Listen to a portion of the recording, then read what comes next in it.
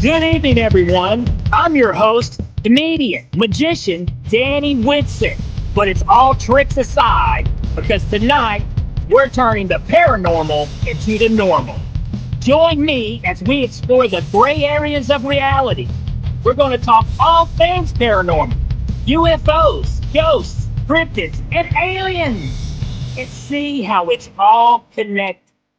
This podcast is brought to you by the Experiencer Support Association, and we are live. So if you're an experiencer yourself, or you're just plain nosy, be sure to send me your question and subscribe to the podcast. Now, get ready, because it's going to get deep. No, really, we're going to go way out there, because this is Beyond the Tinfoil Hat.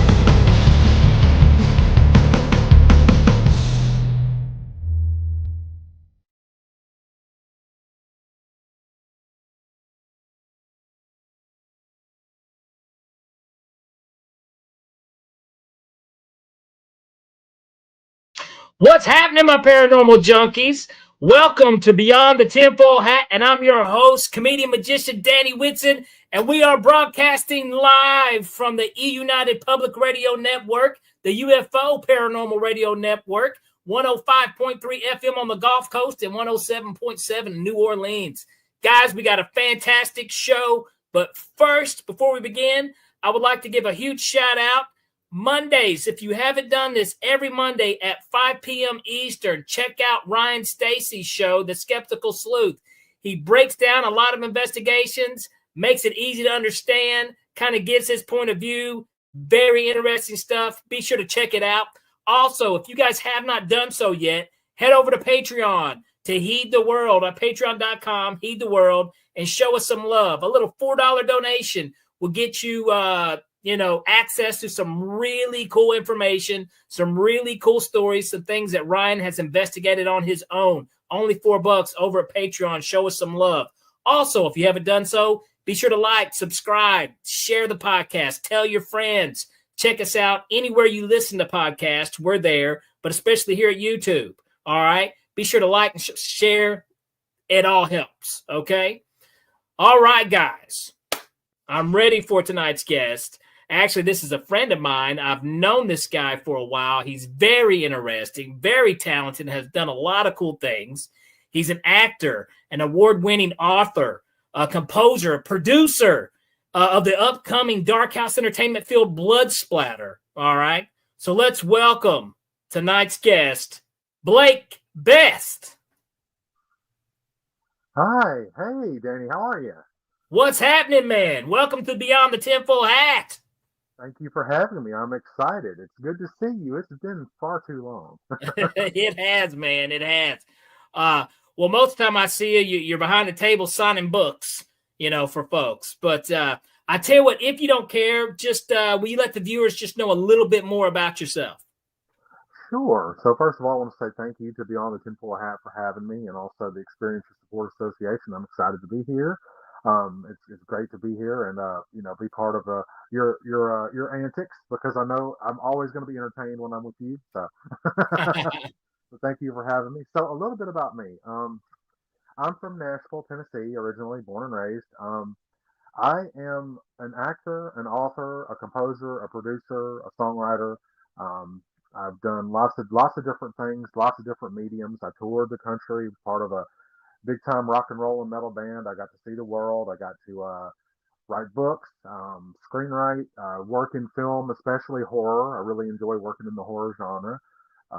Probably what I'm best known for is the books I've done on Nightmare on Elm Street, and then of course some of my possession stuff. And then I did a book on the Loch Ness Monster called Fathom. So if it's creepy or cryptids or unexplained or horror things, then I'm all over it. I love the fact I didn't know that though, Blake. First of all, guys, Blake, he's like a guru for Nightmare on Elm Street. First of all, and the book, that he wrote on Nightmare on Elm Street, which was, it's an awesome book if you can find it, because I know what's the name of that book, by the way? Razor's Edge. The Razor's Edge. Actually, I've got a copy. It's tough to find. It's now tough to find, isn't it? It's pretty tough to find. It's hard to keep copies in. If you can find a first edition copy, they go for about $2,000 to $3,000 on Amazon. That is awesome. But also, I had no clue about the Loch Ness Monster book.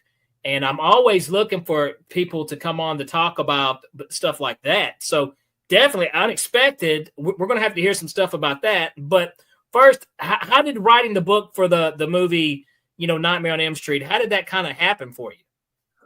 It sort of happened as well. Honestly, it was more of a being a fan and growing up seeing all the films. I remember each film means something different to me. Some I saw on my birthday. Like Wes Craven's New Nightmare came out when I turned 9, and then some I saw when the pay per view was a thing way back when. So each one of them has a kind of a special thing. But I noticed through all of them there was a touch on Freddy's backstory, that origin, which people like, but it wasn't done in any real detailed degree as far as so the victims that he took he dispatched when he was alive that got him arrested in the first place, those weren't really covered, and then how he built the glove, how he came up with that idea, and sort of his thought process, because I mean, you're in a the mind of a psychopath here. So obviously, Nightmare on Elm Street and Freddy Krueger especially have become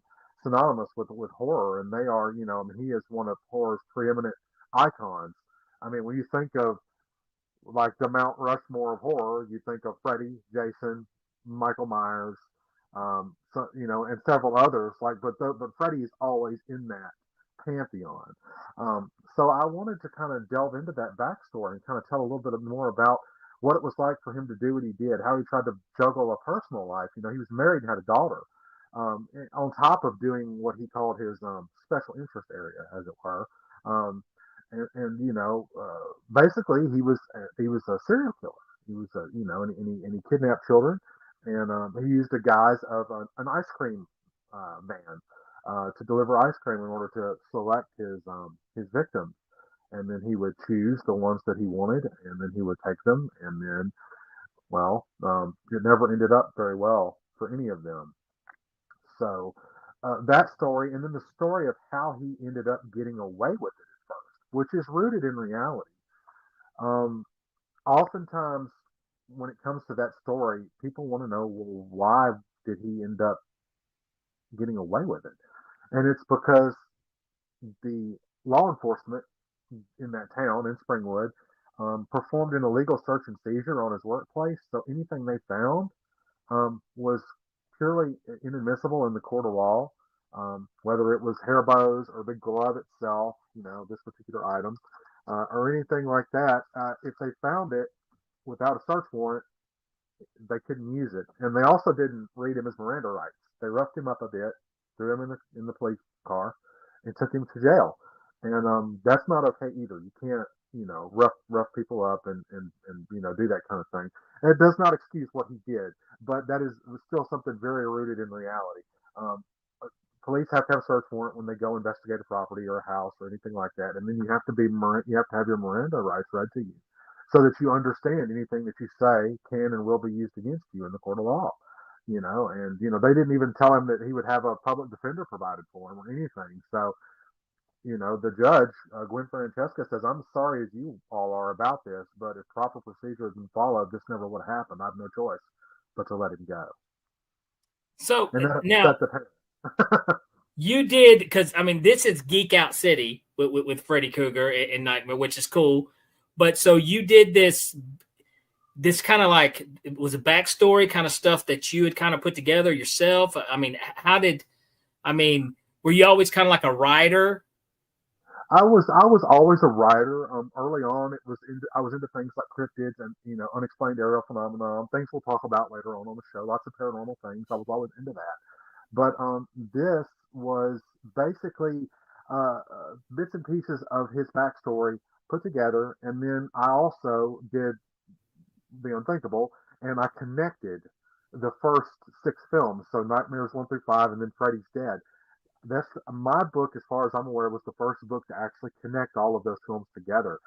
Even if it was by way of mentioning parents that were part of the mob that ended up taking law into their own hands, in respect to him. they were parents of children that he would end up confronting in later movies. So I kind of bridged that gap together. A perfect example of this is there is a specific character in the book that's referenced briefly. He's transferred to a hospital for injuring himself, and he's mentioned in passing in Nightmare on Elm Street 3 as being one of the kids that Dr. Gordon, quote unquote, lost to Fairview due to this particular incident. So again, I'm bridging Nightmare on Elm Street Part 3 in with this backstory and kind of connecting all of that together. I also introduce his mother and kind of that backstory, the circumstances surrounding his birth and surrounding his adoption, because he was given up for adoption. His mother was a nun and was in the convent, and they looked down upon a nun having a child out of wedlock, despite the circumstances, which we won't get into here, obviously. But that sort of connected all those things together. So a friend of mine wrote a series of comic books in the '90s, Andy Mangels, and they were called Nightmares on Elm Street. And in this, he kind of explored some of the backstory things. And he had a list of names of these children. There were 20 that Freddy ended up, through his 5-year reign of terror, that he ended up more or less dispatching. And so I took those names, I gave them all parents, I gave them all ages, and gave them all different ways by which they were going to be dispatched. And that sort of told all of that backstory of what it was like. And two of his victims had siblings, and those siblings were in the first Nightmare on Elm Street, namely Rod Lane and Tina Gray. So they each had a brother or sister that were victims of Freddy's Springwood slasher reign of terror. So that sort of bridges that gap and also connects Lieutenant Thompson, who you know as John Saxon from Nightmares 1 and 3, and how he was involved in this and how he was instrumental in this vigilante mob taking justice into their own hands. Because essentially, it's it's an allegory. The sins of the parents are visited upon the children. So the parents became the very thing they were trying to get rid of, killers. Um, That's and interesting too, and if I'm not mistaken, wasn't the story kind of portrayed from a real life person? the story of the idea, rather, of the passing away from your nightmares sort of was a very bizarre set of articles that Wes Craven had stumbled upon in the newspaper. They were not very big features, just a couple of long articles, just a few column inches. And what it was essentially was it was a group of uh, southeastern and Asian refugees coming from places like Korea, Vietnam, immigrating to the United States, escaping persecution in home country, and relocating to America to start, a new life and build a better life. And a series of things happened where these unexplained deaths were happening. Specifically, the one that really got Wes was there was a young man who was about 14 or 15, and his father was a physician, and they immigrated to the United States. And as soon as they immigrated, immediately he started having bad dreams. He wasn't sleeping well. And his father thought he's the new kid in town. We're from a different country. We're located here. It's a little bit of getting used to things, as it were. So he initially wrote it off as he's just going to have to get used to things. He's going to have to find some friends. And the father was as supportive as one could be, but some of that is you want your child to get out and you want them to experience life and you want them to make friends and things like that. So after a few days, he started noticing his child's complexion and his pallor and his just general mood just sank down to nothing, and he was pale and he had dark circles under his eyes, and he wasn't quite sure what was going on. So he went in to the room one day while the son was at school, and he found under the bed that the young man had rigged together a system of extension cords by which were connected three coffee makers that were brewing coffee all the time. So he reasoned that, well, my son's not sleeping. That's part of the problem. So he had a big sit down with his son and said, look, we're going to have to do this different. You can't stay awake and not sleep. And the son kept saying he was terrified of sleeping because he felt like something wasn't right. And his dad was like, it's just because you're in a new country, you're trying to get used to life, it's going to happen. We're here for you. Just try to cope the best you can, and we'll be here to help. Well, after 4 or 5 days of not sleeping. Finally, the father goes to check on the son, and he's in the basement where the TV room is in the house, and he's asleep, like snoring. And the father's like, thank goodness, because he sort of breathes this sort of collective sigh of relief. So he picks his son up, puts him in bed, he gets the rest of the house settled, and he goes to bed. Well, after midnight, 1 o'clock, something like that, he hears a bunch of screaming in the house.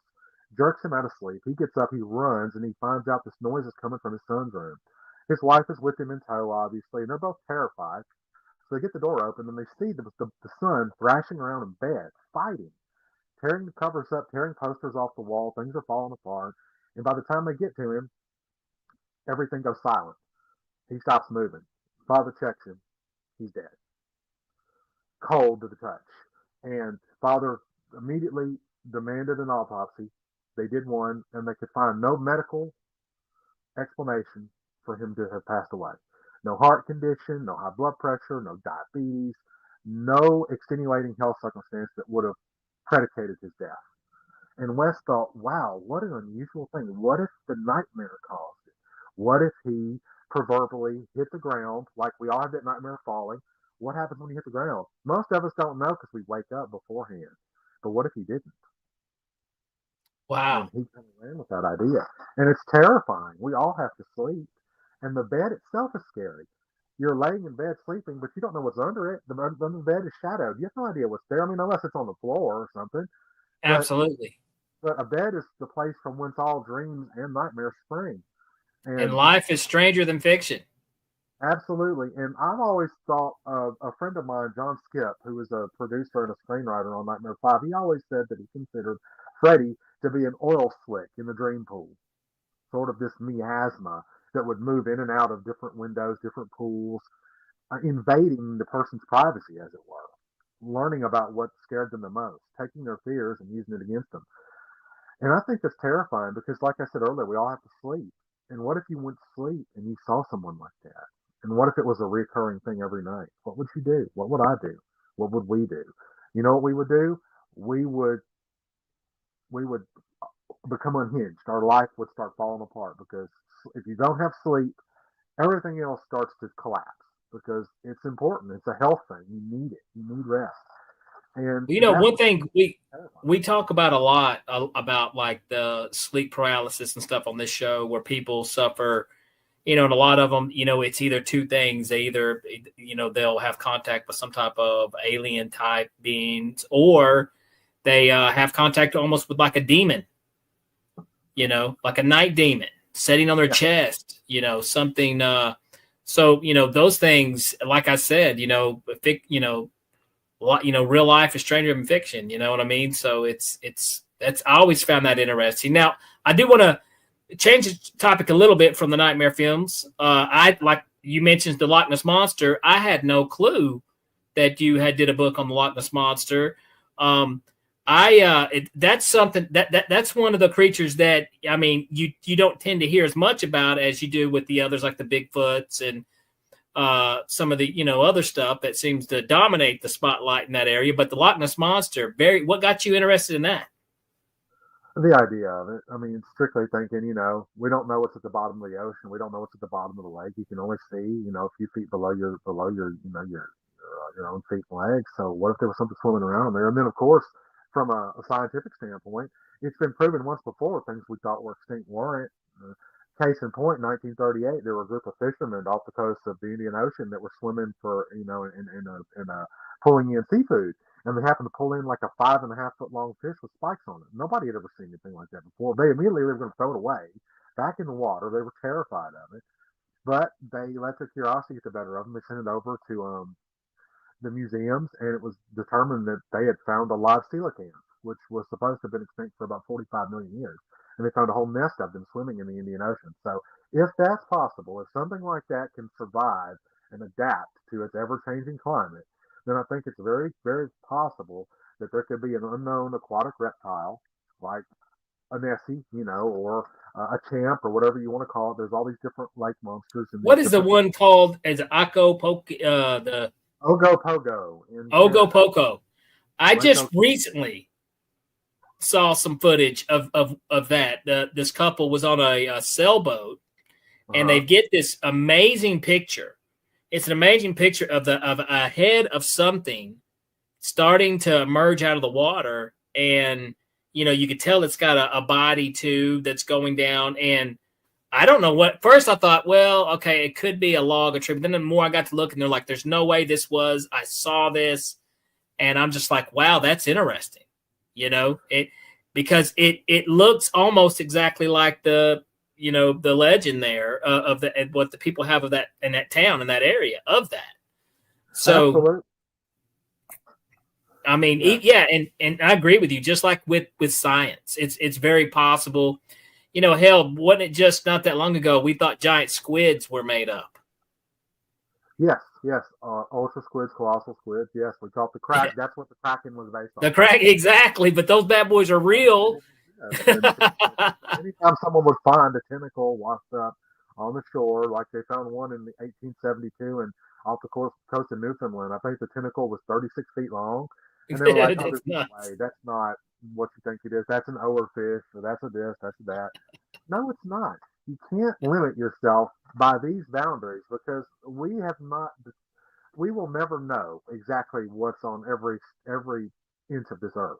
You don't know. And that Fathom, the book on the Loch Ness Monster, I mean, I even indicated in my cover, you could see there's a boat and then there's this giant shape. So my cover artist, Keith Helsing, designed all my covers. And I saw this and I was like, that's terrifying. What would you do if you Gosh. were in a helicopter and you saw this giant shape under the water? This while this other boat was over here hanging out, eating, talking, entertaining, and then you saw all that going on underneath it. Um, so I thought it was a terrifying idea, and um, so of course I turned it into a horror novel. So of course, things don't go as planned. I'm known for my horror work because it's So all the, the the good. book, it's a horror novel. It is a horror novel. That is But awesome. First of all, I want to say this. This is why this I haven't seen anything like on the Loch Ness Monster as far as on the horror side. I mean, you know what I oh, mean? Like a lot of times when you see stuff like on the lot, it's documentaries, this, but as far as an actual story being told, kind of like what you're doing, I mean, we've seen, like I said, we've seen Bigfoot, we've seen these other movies or books about on the horror, but I've never seen that in Loch Ness. I think that's there's been awesome. a couple. There've been a couple. Back in 2001, they had one called Beneath Loch Ness that was a horror film. Then they had a really low budget one in the 80s called the Loch Ness Horror. And then now they've taken that same title and they've released another one that just came out this year called the Loch Ness Horror. And I have seen it, and it's quite good for what it is. Now, But and keep in mind now, Blake, in your world, FYI, I mean, you are that is your world, so you'll see. But the common viewer probably has no clue about any Loch Ness horror movies. well, I suggest because they are available on all the services now, streaming and so on and so forth. You can rent them, all that. I would suggest giving them giving them a shot because it really conveys that sense of isolation.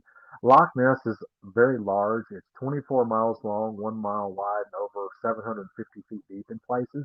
And there are some places they've never been to the bottom of. I believe in the late 80s they discovered a spot near Earth York Castle that was 812 feet as opposed to 750 feet. That's quite a difference. There's plenty of room for something to hide. Absolutely. I think it's very possible, and it wouldn't be shocking at all. And like I said, so many people have seen things, and it's just, you're just wow. So, but I think that's now. You ever thought about because like I know you're in the film business too. So you ever thought about maybe turning your book into a film? I mean, there've been a few independent filmmakers that have thought about it, and honestly, I'm sort of from the second golden age of horror, the special effects. I would want something practical, like a practically built animatronic or a creature or something puppeteered. But in this day and age, CGI seems to be the way to go as far as that stuff goes. But if I was going to do something CGI, I would want it as realistic as possible. But I don't know. I don't know about doing Loch Ness, anything with that as like a film, because I would want to keep it true to life. I would want to go there. I would want to travel to Absolutely. Scotland and actually film on the lake. But there was something that happened like that once before, and it seems almost like people believe that the lake is cursed because there was a film that came out in 1970 called The Private Life of Sherlock Holmes, and in it they had an animatronic Nessie built. Something hit it in the water and sank it, and it is still at the bottom of that lake. So they don't know what it was that hit it, but it destroyed it. Later on, they were able to find pieces of it 10 to 15 years later on Operation Deep Scan, I believe is the name of the expedition they were on. But it seems like there's this worry, about it being cursed. So I don't know. I don't know how that would work. Well, definitely, that would be awesome. I tell you, I think you would do a great job at it if you could make that happen. That would be awesome. But I appreciate it. the I mean, the one thing though you don't hear, not unless you don't hear a lot of, you do hear this, hear about the sightings of the Loch Ness monster or some of the other sea creatures. Sometimes it's spotted. People are lucky they capture some quick video of something or a quick picture. But with it being in the water, I think you see a lot less of that than you do some of the other creatures out there in the wilderness. You do because of the content of the lake. It's stained with peat. Peat is an inky substance, and I believe on average you can only see about 6 feet below Loch Ness's surface. The rest of it is as inky and dark as can be, so it just stains the water, so you can't really see what's going on. But it always makes me think like that, who knows, like, right now, like in the Northwest coast, there's this issue with severed feet washing up on the shores, and just they can't find out where it's coming from, So you think about those kind of things. You're like, well, yeah, it could be a crazed serial killer that's chopping people up and I don't know, leaving their shoes.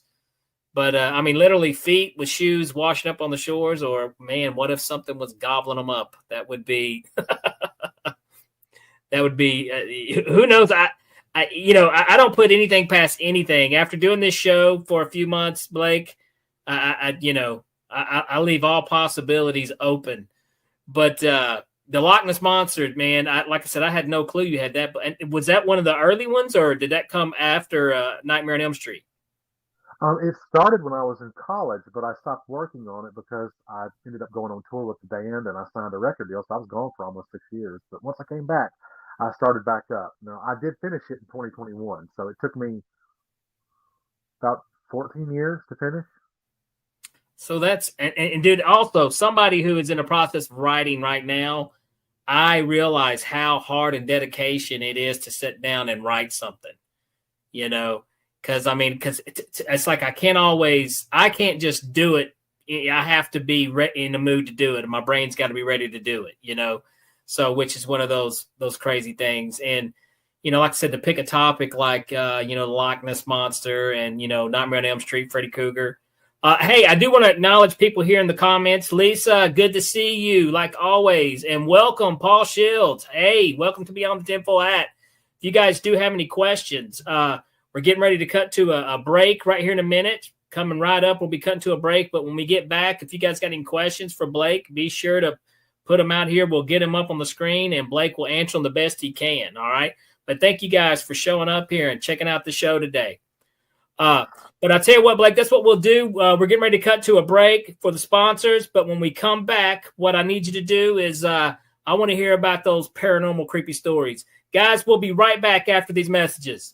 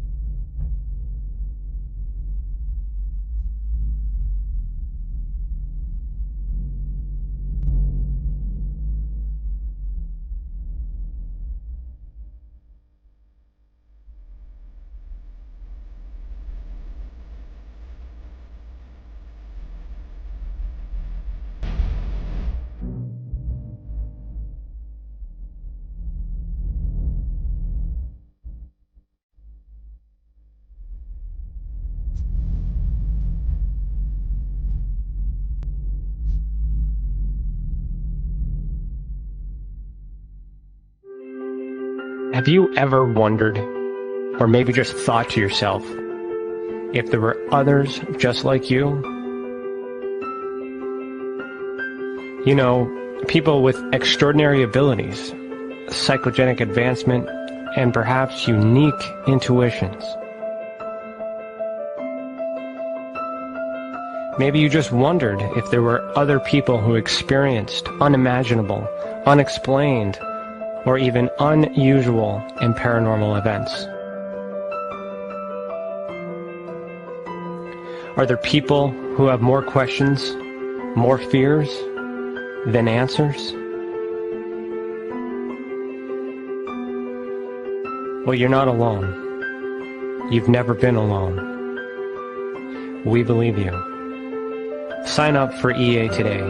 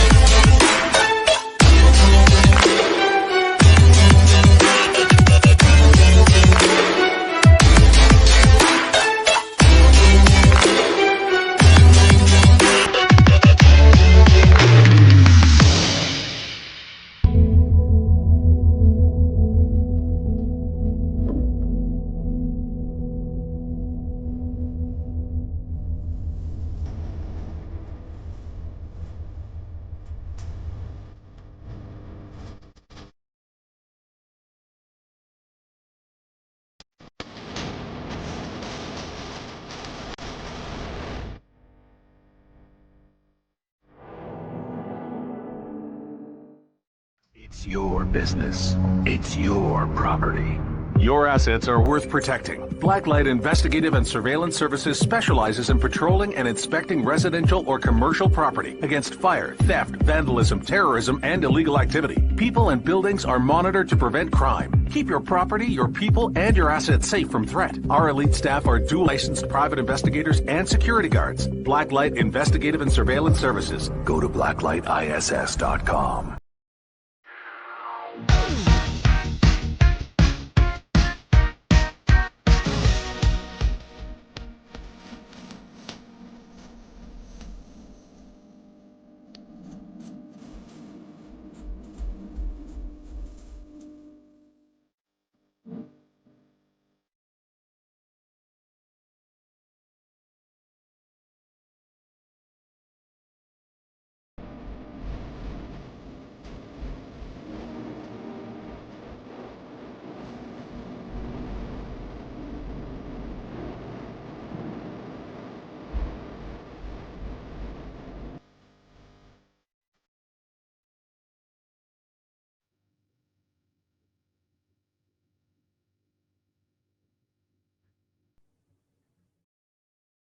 All right, guys, welcome back to Beyond the Tinfoil Hat. And if you guys are just now tuning in, we've been talking with actor, award-winning author, and horror film guru, Blake Best.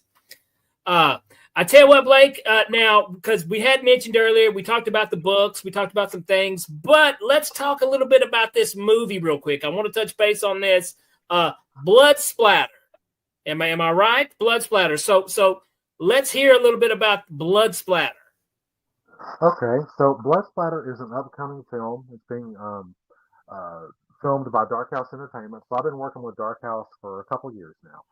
I met them on the set of one of the other films that I did before. And then we struck up a friendship, and I starred in a couple of shorts with them. And then they're actually in the process of filming 2 new films. So one is Blood Splatter, which is actually in production now.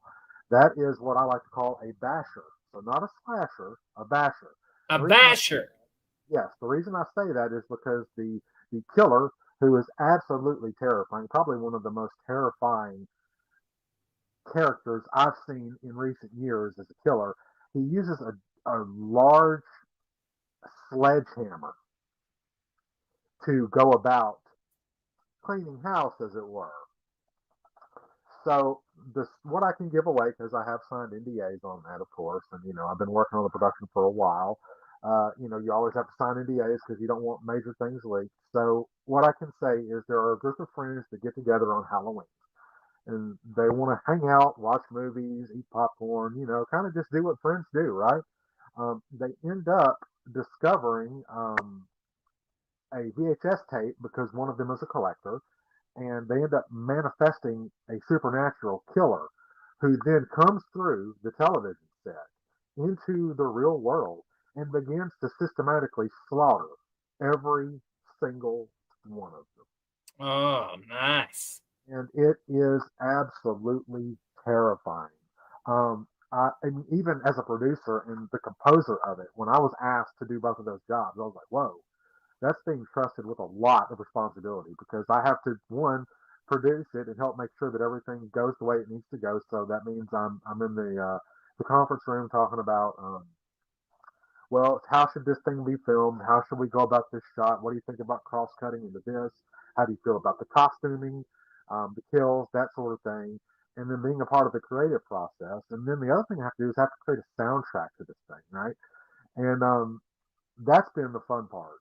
Is I was requested by the crew. They wanted something discordant, something notes that don't exactly belong, clashing, um, scary, almost out of tune in places, sort of to kind of further accentuate that otherworldly aspect of the film. So that's what I'm doing with Blood Splatter. So DarkHouse is filming that right now. I've actually been working on it all week. This is the first day off I've had, so I'm not on set today. I'm here at home. The other film is actually a film that's a horror film. It's based on my life, actually. It's based on how Nightmare on Elm Street has affected me, and it's called Blake's Krazy Nightmare. I'm actually starring in that one. So essentially, I'm playing a version of myself. I'm working on a new Nightmare book because the fans have been clamoring for another book, and me wanting to do what the fans want and take care of their concerns, I start writing a new book. Well, after that, I start having trouble sleeping because I put myself into this mindset, this space, right? This Freddy Krueger space. And then it gets bad to where I end up having to go to a therapist. I'm sleeping maybe 1 or 2 hours a day. I'm drinking caffeine like it's going in style. I stop working on the book for a short time and begin to pick up on something else, but then I get visited by the man with the razor right hand himself, and he says, if you don't finish this and tell the story I want to be told, you won't ever tell another story again, and there won't be anybody else around to listen to it either. So you better do what I say, because if I don't, your friends are all going to meet the business end of my glove. And the glove in question is one I helped design with Flaming Creations. This is the hero glove that the Freddy Krueger actor wears on this. So it is Oh, pretty dude, that is horrifying. cool. Isn't it? The Isn't it actual wild? Freddy Krueger. That's Yeah. And I always have to put them on. It's the real deal, my friend. nice. But yeah, so those are the two films I'm working on right now. Now, do you have like a release date for any of them, or? It's looking to be around Halloween for Blood Splatter. Blake's Crazy Nightmare is going to be very ambitious, so there's no definite release date on that. We're taking our time on this one because it literally is going to be. I'm putting myself in very uncomfortable situations to make this thing happen and make it be as authentic as possible, which means there's going to be some locations that I'm not really happy about going to. Um, there are, late nights. I shot some test footage after a convention I was at in the area, so it's being shot in the Knoxville area. That I can say. And after a convention I had up there, I ended up shooting until almost 4 o'clock in the morning after working for 2 days straight at a convention. So it's been around the clock nightmares for me. A lot of work, a lot of blood, sweat, and tears. Absolutely, but there's a good crew. I mean, David Brandon is a visionary. He is the director of the film and one of the driving forces at Dark House. And it's really amazing. Like I said, I met him on the set of He Comes to Kill. He was producing and doing some work on that one. And after I filmed my stuff for that film, later on we met up again, and he just had all these great ideas, and he had sort of the beginnings of a script. He sent me 40 or 50 pages of it, and I read it, and I was like, "Whoa, this is ambitious. This is not what I was expecting it to be. Let's do it." I mean, it kind of grabbed me and held me there, sort of like the Freddy claw would if it popped out of a mattress on you. It just grabs you and holds you there.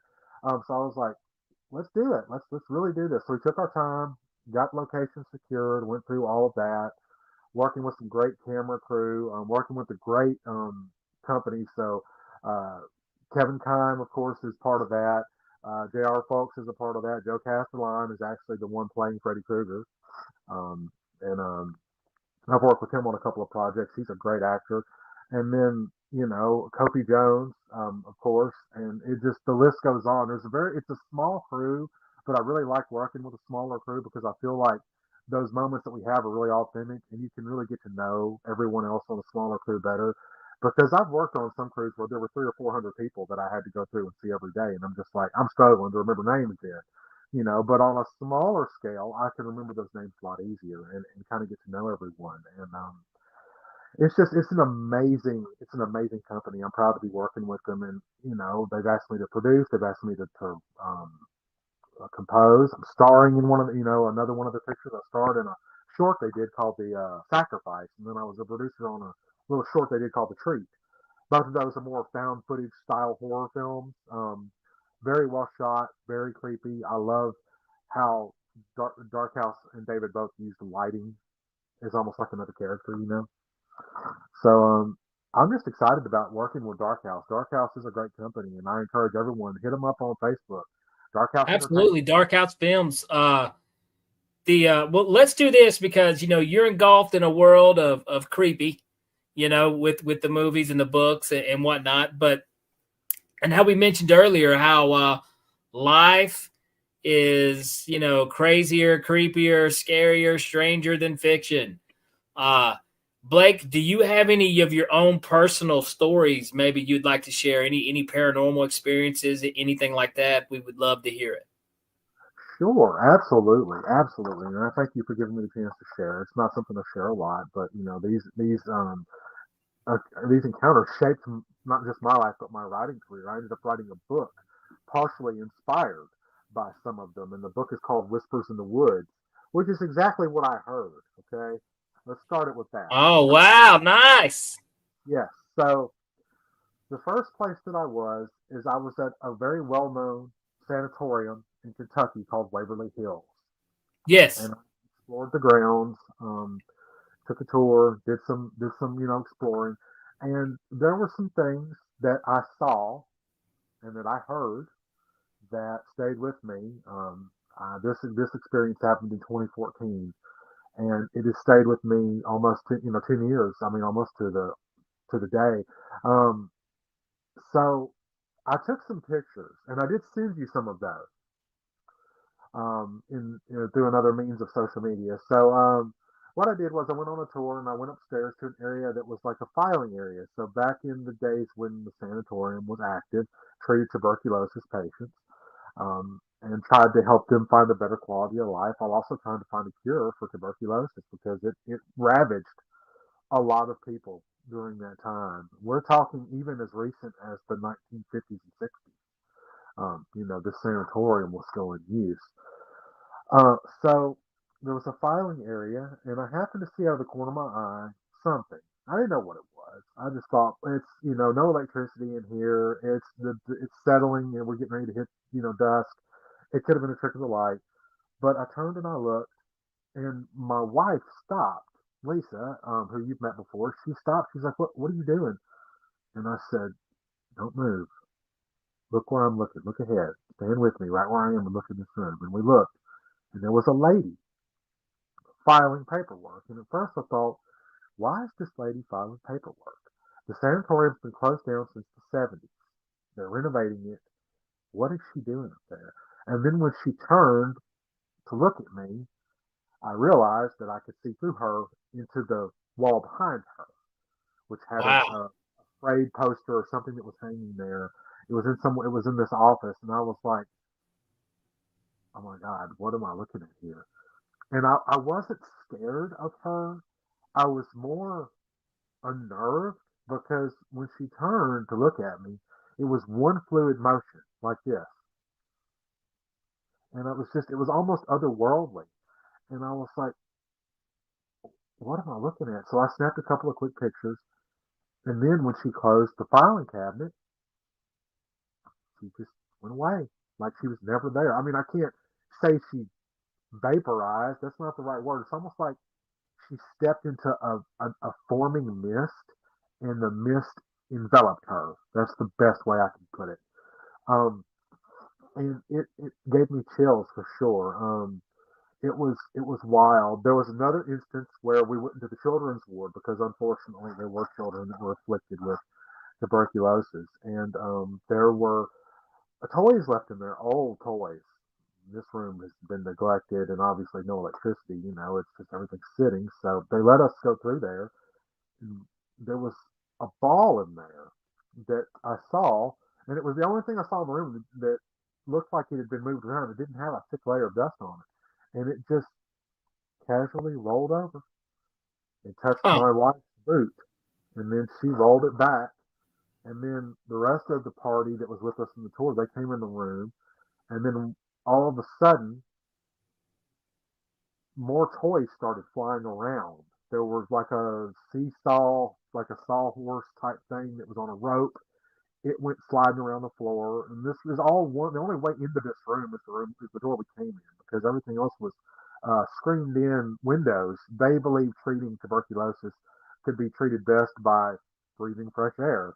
So they had everything kind of covered with this uh, mesh steel, covering, but you could still see the, outside and still breathe the air. And then I heard the whisper, and it was a little boy, and he whispered, and he said, "Ball," and I was like, "Indeed, yes, it is. There's a ball there." And then our tour guide took out something to film everything, like audio and stuff, and you could hear it. You could hear them laughing. You could hear the whispers of all these kids. And if you walk in the room in the middle, you could feel things like areas of the room that were cold, and then you step back and it's 80 degrees again because there's no electricity in here in this sanitarium. It's in the middle of summer, July.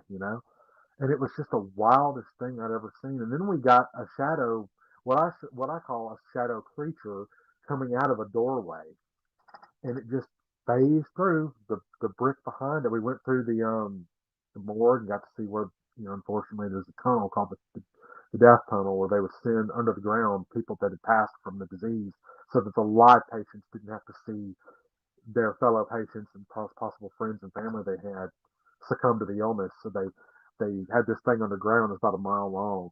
That was creepy. I didn't see anything in there, but I felt it. I felt death. I felt cold. I Well, felt, first of all, was this all on the same investigation, Blake? yes, it was all in the same investigation. Wow. I never experienced anything like that before in my life. And then we went to the third floor, and we heard noises near the elevator. The elevator's been out of commission since the 80s. So at one point, there were two night guards that worked during the 80s, and there was a person that was a drifter that moved from place to place that lived in there with a little dog. And they had been seeing this person living in there for all this time, always been very kind, waved to them. He was an older man and this little poodle. And then one night, they stopped seeing him. So the next day, they talked to the person that was there during the day, and they said, "We don't know. We haven't seen him either. I mean, maybe he left because of all the movement we're doing." They were knocking walls out, trying to convert it into a hotel at the time, which eventually fell through. That didn't even happen. So they said, "Well, what could have happened to him?" So they know maybe he moved on, to another place, which is, they're like, "Okay, fine." Well, they go and they're making rounds on the third floor. This is, I want to say, mid 80s, and all of a sudden they hear a racket, some kind of noise near the elevator. And the elevator at that point is still working, but they don't hear the elevator itself. They just hear a noise in there. So they got together, these two guys, and they pulled it apart, and there they looked down with their flashlights, and they found the man. He was deceased, as was his animal. And he had been killed. Oh man. His throat was slit. And they did the same thing to the animal too. Oh, it's always worse And when they do it to the ever animal. since then, they closed the third floor down. They very rarely opened it up. We got lucky and got in there on a night where they were going to do once a night They usually do 5 or 6 tours. Once a night they go through that third floor. And then we went through the children's ward again, where there was a nurse that had an affair with the doctor and found out she was with child. The doctor wasn't going to leave his wife, and the doctor wanted nothing to do with him, so she ended up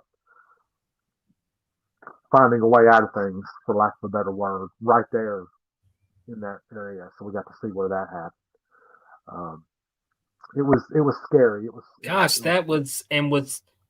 Now let me back up real quick to the apparition that you saw, the ghost, because there's a lot of people who, they'll investigate the paranormal their entire life and never actually get to see a real, spirit form, kind of like what you saw. Did your wife Lisa, did she see it with you? Um, she did. Most of the things she saw, there was one spot where we got separated, and I took some photos on my own. And then we were only separated for maybe 10 minutes. But when I was separated from her, I can put it to you this way, Danny.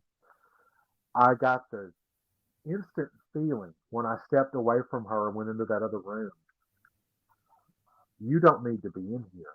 And if you stay in here, you're going to wish you didn't come in here. So immediately I turned around and I went back. And at night, everything kind of looks the same, in there. And that was the only time I ever felt really, really real, accurate fear. I had one other instance as a child, um, before my grandfather passed away, where I was warned ahead of time by another relative of his that had passed away that it was coming. And that was scary because I didn't know who it was until I looked at photos later. He was in the Navy. His name was RC. He was my grandmother's brother, really close friends with my grandfather. And he passed in a car wreck in the 70s. In 1971, he was hit by a drunk driver right in Kentucky, and he passed at like 44 years old. He warned me that it was coming, and within 3 to 4 days of him warning me, my grandfather succumbed to a heart attack. On a night I was supposed to stay at his house with him. So I woke up not feeling well that day, and I told my parents, I don't want to go. I'm not feeling great. I don't want him to be sick. Well, I think part of that was a warning, because I shudder to think what would have happened if I would have been there. It might not have changed anything. I could have very well woken up next to him being deceased, and that would have, there's no telling what that would have done to me. So I've always had a tremendous respect and a very, very healthy fear of things I don't understand. And that's not something I understood, but I did understand he meant me no harm. He touched me on my foot, and he patted me, and he moved his mouth. I couldn't hear anything, but in my mind I'm thinking he was saying it's okay.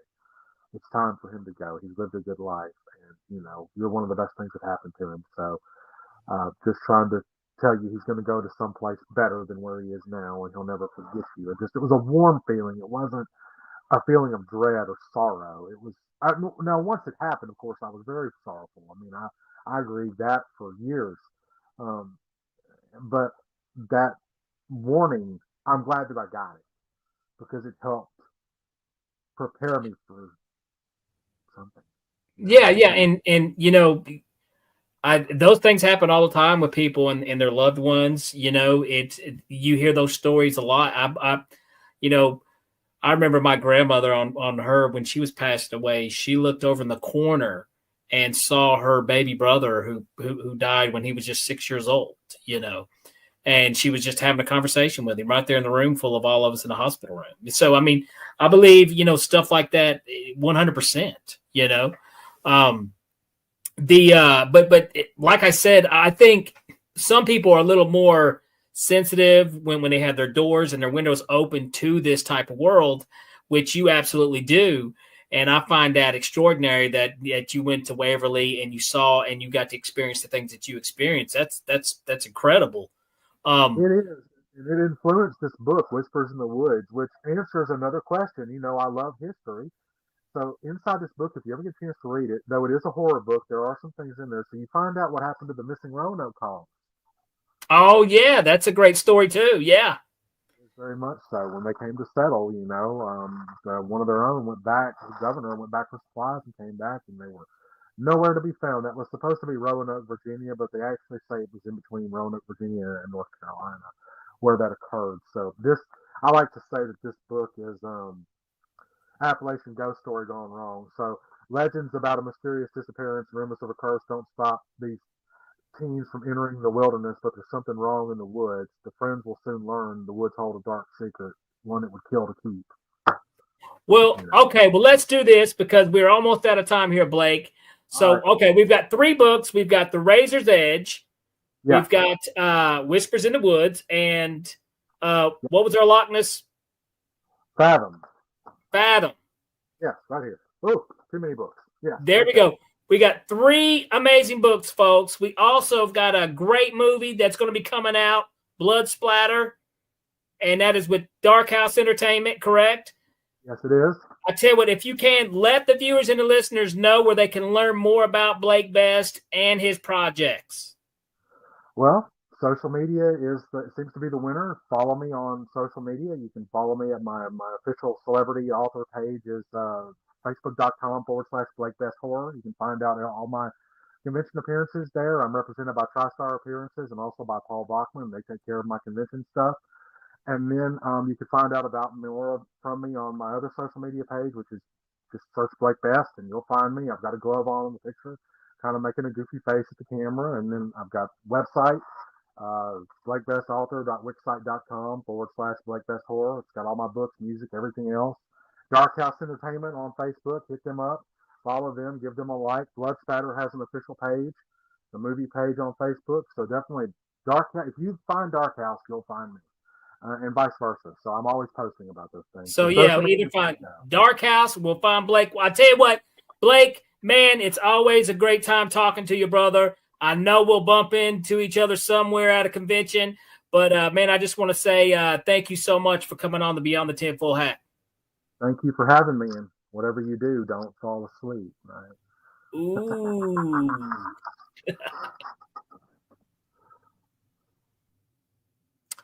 All right, guys. I hope you guys enjoyed this episode of Beyond the Tinfoil Hat. If you guys get a chance, be sure to check out Blake Best, like I said, on his social media, and check out this new movie, Blood Splatter, when it comes out. I'm sure it'll be streaming everywhere. And check out some of Blake's books, man. Some really cool stories. Loch Ness Monster, Nightmare on Elm Street, and Whisper in the Woods. You can't go wrong with that. Some really cool stories in those books. But also, if you guys haven't done so, like and share this podcast, this episode. Tell your friends about it. And get over to Patreon and give us some love and heed the world.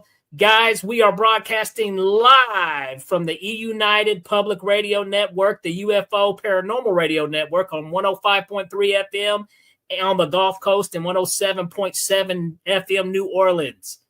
Guys, this is Beyond the Tinfoil Hat. I've been your host, Danny Whitson. I'll see you guys next time. All right, that does it for this episode of Beyond the Tinfoil Hat. A big shout out for tonight's awesome guest, and a bigger shout out for everyone who tuned in. And if you haven't done so yet, be sure to subscribe to us on YouTube or wherever it is you listen to your podcasts. And like always, be sure to stay curious, heed the world, and keep the paranormal normal. I'm your host, Danny Whitson, and this has been Beyond the Tinfoil Hat.